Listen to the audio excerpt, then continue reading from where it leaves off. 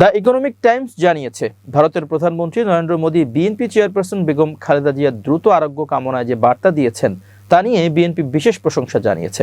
এই পদক্ষেপকে যুগান্তকারী আখ্যায়িত করে বাংলাদেশের বৃহৎ রাজনৈতিক দল বিএনপি মোদীর প্রতি কৃতজ্ঞতা প্রকাশ করে।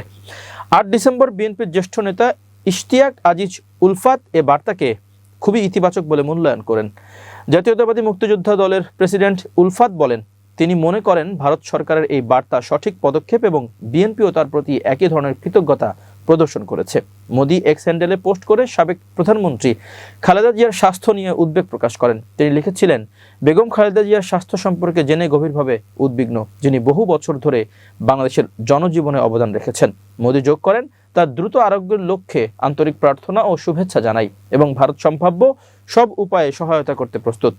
মোদির বার্তার প্রতিক্রিয়ায় বিএনপিও এক্সে কৃতজ্ঞতা জানায়। দলটির বক্তব্যে বলা হয়, বিএনপি চেয়ারপারসনের আরোগ্য কামনায় চিন্তাশীল, বার্তা ও শুভেচ্ছা জানানোর জন্য বিএনপি আন্তরিক কৃতজ্ঞতা জানাচ্ছে। শুভেচ্ছা এবং সহযোগিতার ইচ্ছাকে বিএনপি গভীরভাবে মূল্যায়ন করেছে।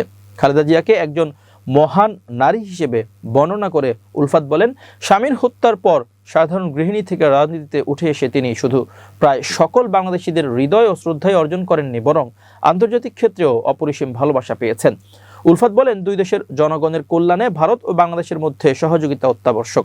তার মতে ভারত তার পূর্বাঞ্চলীয় 7 সিস্টার্স অঞ্চলের উন্নয়নের জন্য বাংলাদেশের সহযোগিতা চাইবে এবং বাংলাদেশের স্থল ভৌগোলিক সুবিধা সেখানে ভূমিকা রাখতে পারে। তিনি বলেন, ছোট ও নতুন রাষ্ট্র হিসেবে বাংলাদেশ শুধু 7 সিস্টার্স নয়, পুরো ভারতের সঙ্গেই বন্ধুত্বপূর্ণ সম্পর্ক চায় এবং তা নিশ্চিত করতে ভারত সরকারের ইতিবাচক মনোভাব প্রয়োজন।